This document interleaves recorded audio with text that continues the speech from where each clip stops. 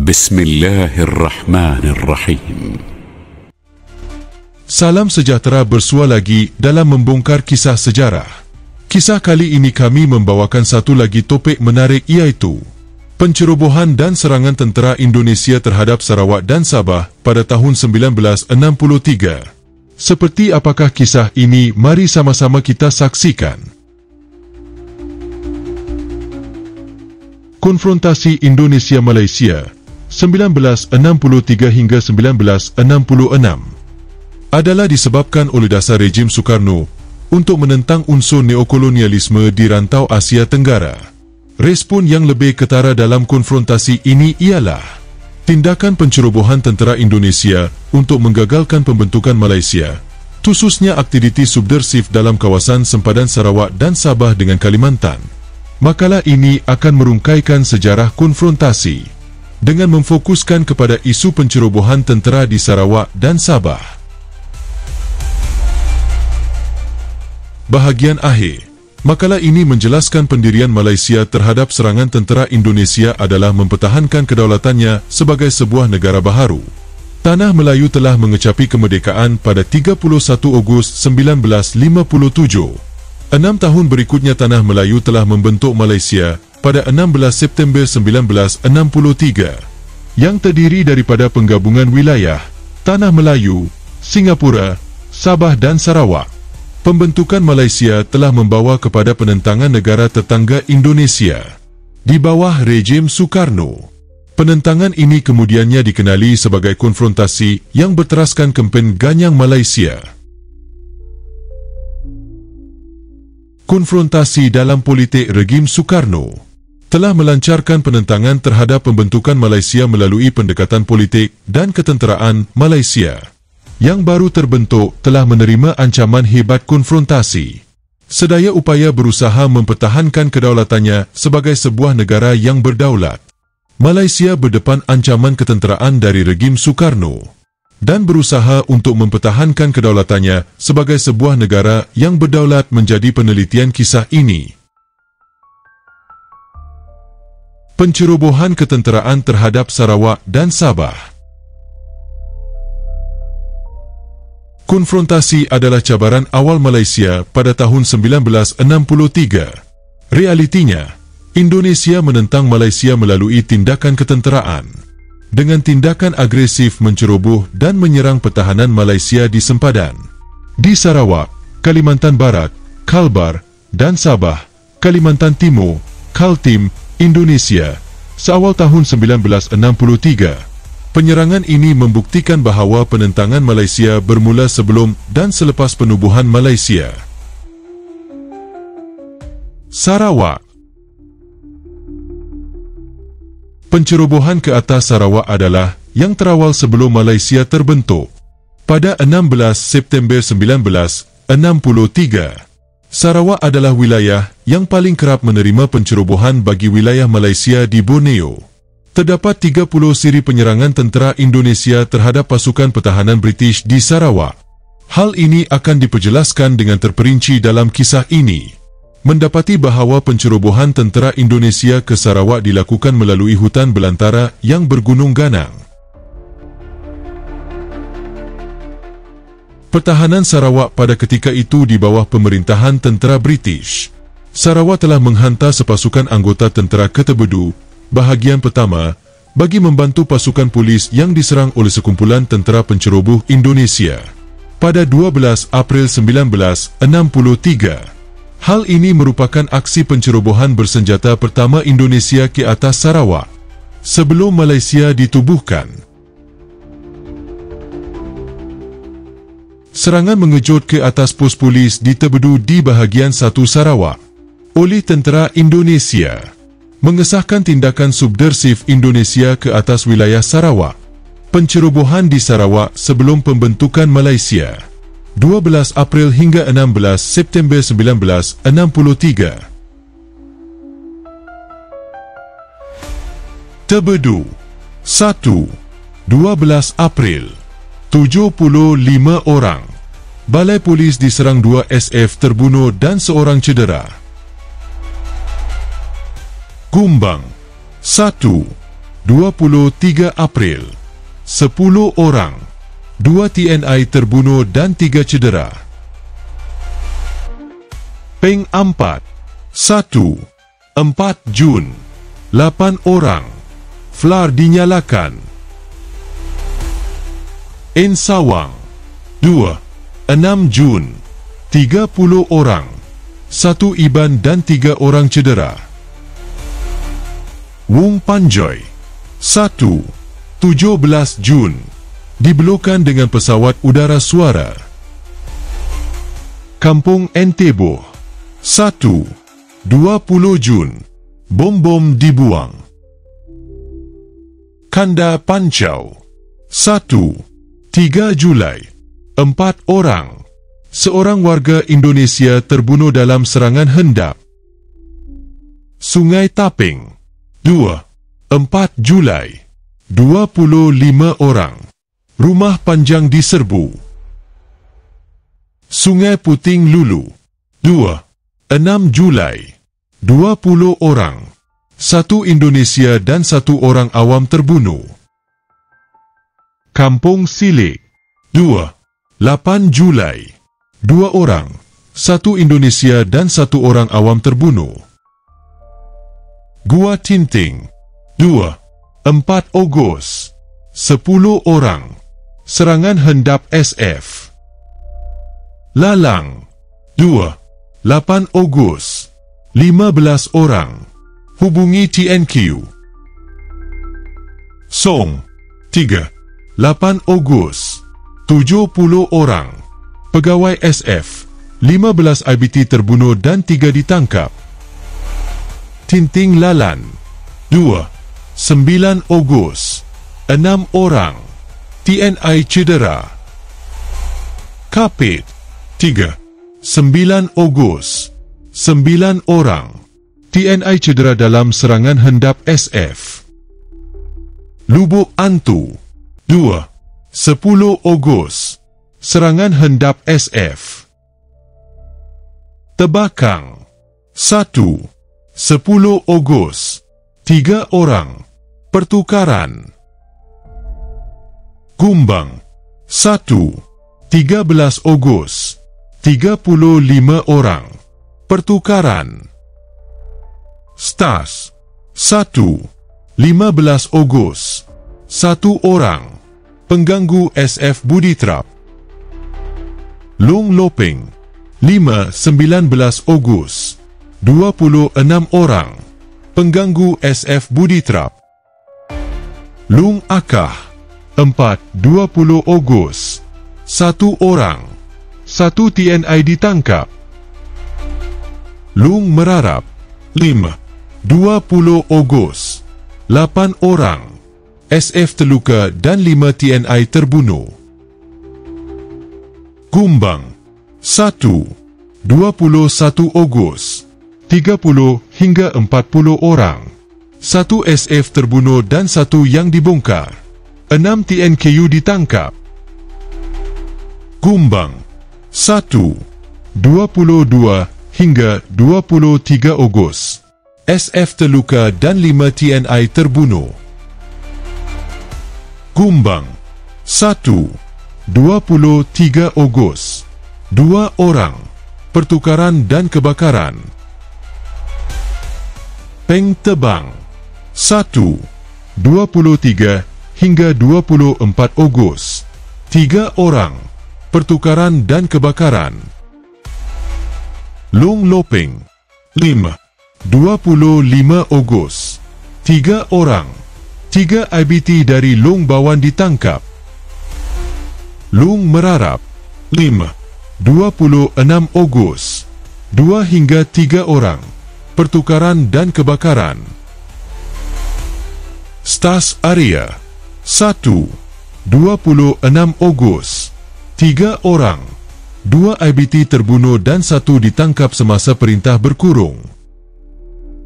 Sungai Angkuah, 30 Ogos, 6 orang, 6 IBT terbunuh dan 1 cedera dalam jam malam.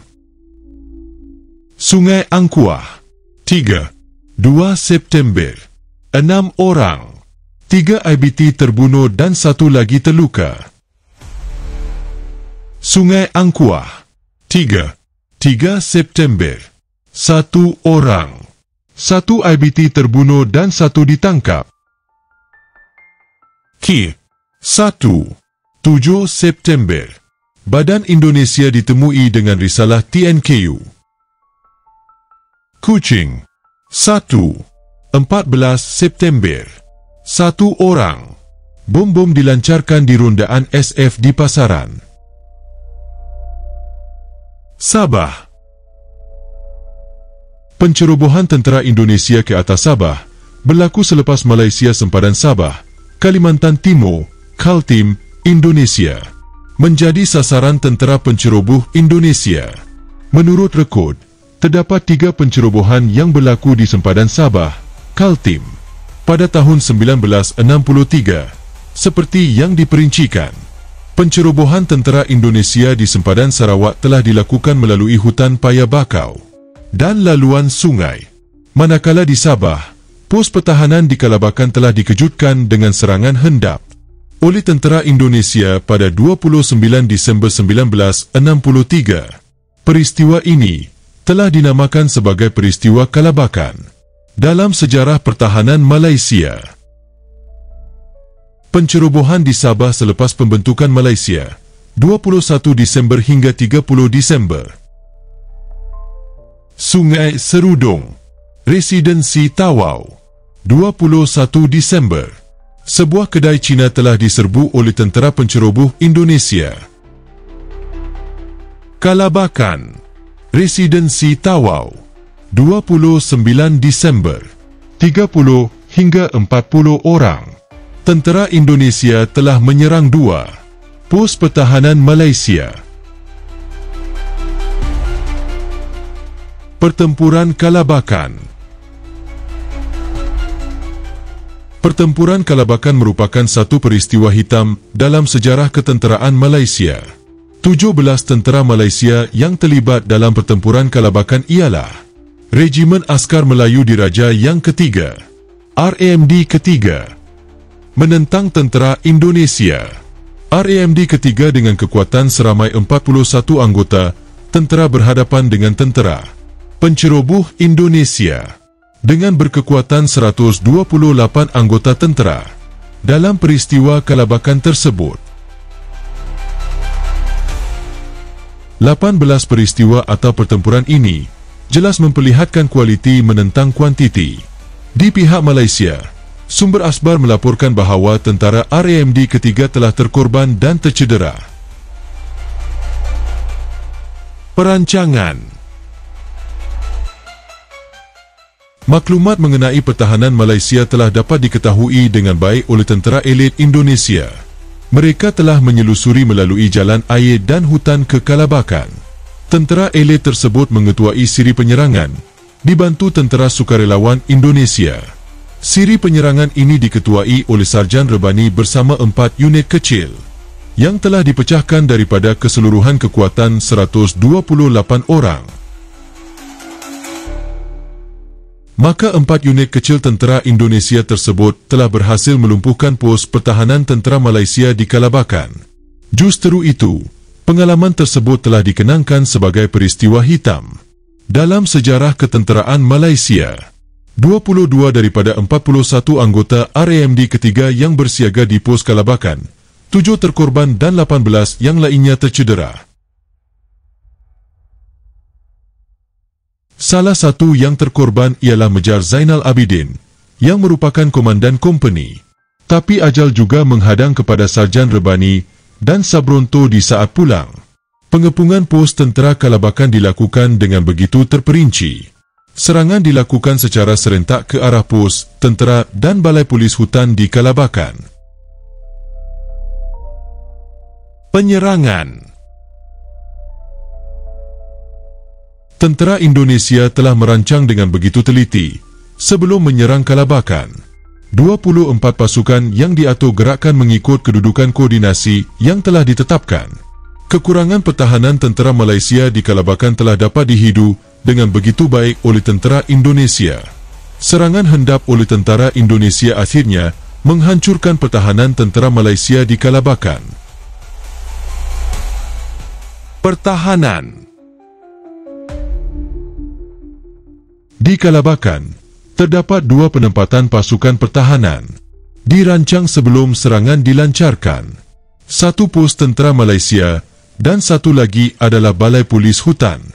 RAMD ketiga tidak mempunyai kawalan keselamatan yang baik berbanding dengan Balai Polis Hutan yang lengkap dengan kawat berduri. Dalam peristiwa Kalabakan, kedua-dua pasukan pertahanan Malaysia tersebut telah diserang serentak. Kejayaan pihak tentera Indonesia pula adalah didorong oleh satu semangat untuk menyerang. Berbanding pihak tentera Malaysia lebih bersifat rutin mengawal sempadan tanpa memikirkan kemungkinan akan diserang. Situasi konfrontasi yang semakin genting telah menyebabkan Indonesia untuk bertindak menggunakan kekuatan ketenteraan dalam keseriusannya untuk mengganyang Malaysia. Meskipun sebahagian daripada tentera Indonesia merupakan pasukan sukarelawan pramukas yang tidak mempunyai latihan ketenteraan, tanpa mengambil kira kekurangan ini, pasukan pramukas telah diatur gerakan, termasuk 35 anggota tetap tentera Indonesia.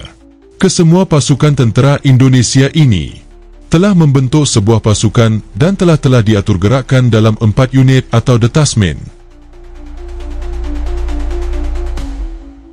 Unit pertama dikenali dengan kod N1 yang diperintah oleh Sarjan Beni.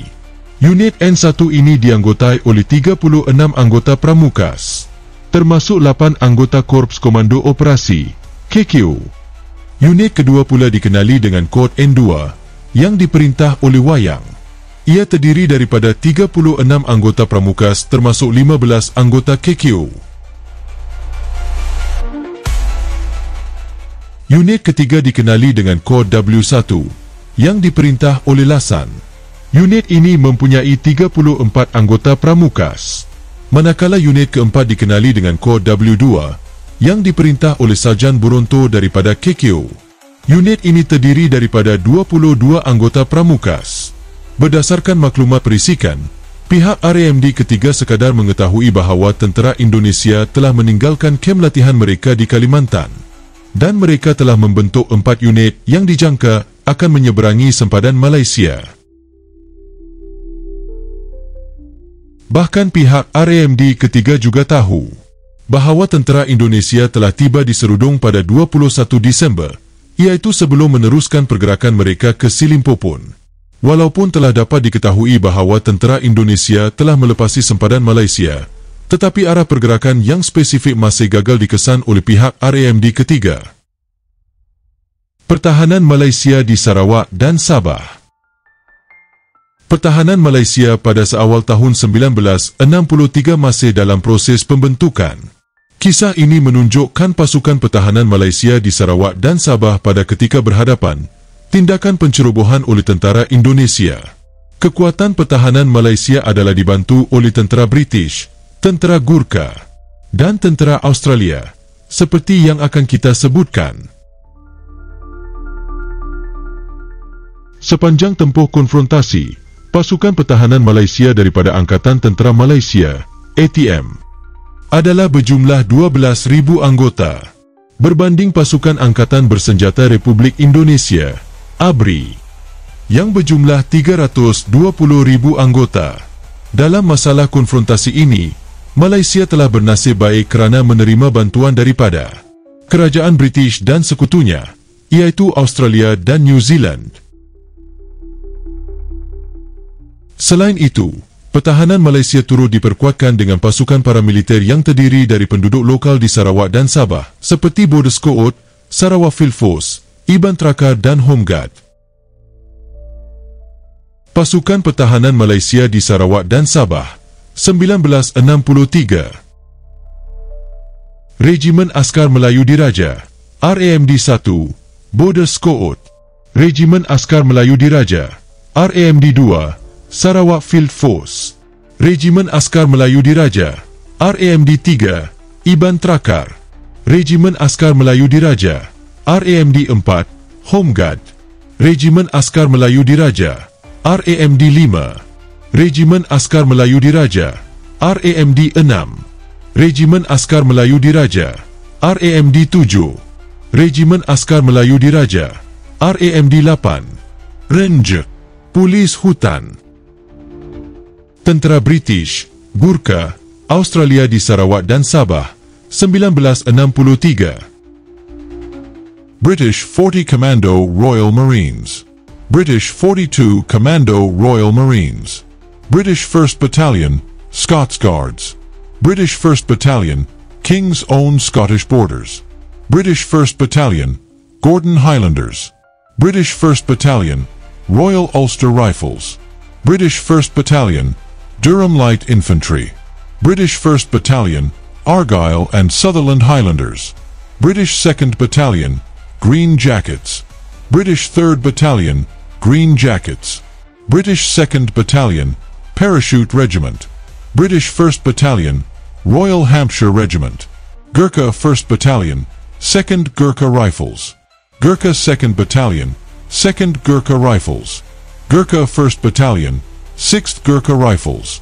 Gurkha 2nd Battalion, 6th Gurkha Rifles, Gurkha 1st Battalion, 7th Gurkha Rifles, Gurkha 2nd Battalion, 7th Gurkha Rifles, Gurkha 1st Battalion, 10th Gurkha Rifles, Gurkha 2nd Battalion, 10th Gurkha Rifles, Australia 3rd Battalion, Royal Australian Regiment, Australia 4th Battalion, Royal Australian Regiment. Situasi konfrontasi di Sarawak dan Sabah jelas memperlihatkan Malaysia diserang oleh tentera Indonesia. Penyerangan ke atas Balai Polis Terbedu dan peristiwa kelabakan dapat memperlihatkan bahawa Malaysia telah diancam dengan tindakan ketenteraan di bawah rejim Sukarno sebelum dan selepas pembentukan Malaysia. Bukti dan kesan penyerangan tersebut masih boleh dilihat hingga ke hari ini. Misalnya, di Balai Polis Terbedu. Manakala, penyerangan oleh tentera Indonesia ke atas pos pertahanan di Kalabakan pula merupakan tindakan dan sikap yang lebih bersifat permusuhan oleh Indonesia terhadap Malaysia, terutamanya dengan niat untuk menggagalkan pelan penubuhan Persekutuan Malaysia. Pihak Indonesia merasakan bahawa wilayah di Borneo tidak wajar bergabung dalam Malaysia. Setelah peristiwa kelabakan itu, tentera Malaysia telah berusaha menjejaki saki-baki tentera Indonesia di sekitar Kalabakan dan menangkap beberapa orang tenteranya. Dalam usaha ini, ada dalam kalangan tentera Indonesia yang telah terkorban kerana cuba untuk melepaskan diri dari kawasan sempadan Malaysia ke kawasan Indonesia. Peristiwa Kalabakan menjadi satu peringatan penting dalam sejarah Malaysia. Konfrontasi Indonesia terhadap Malaysia adalah episod penting dalam lipatan sejarah Malaysia pasca merdeka. Pencerobohan ketenteraan yang dilancarkan oleh tentera Indonesia memperlihatkan tekad rejim Sukarno untuk menggagalkan pelan Malaysia dengan menggunakan tindakan ketenteraan. Di Malaysia, konfrontasi dianggap terlalu sensitif.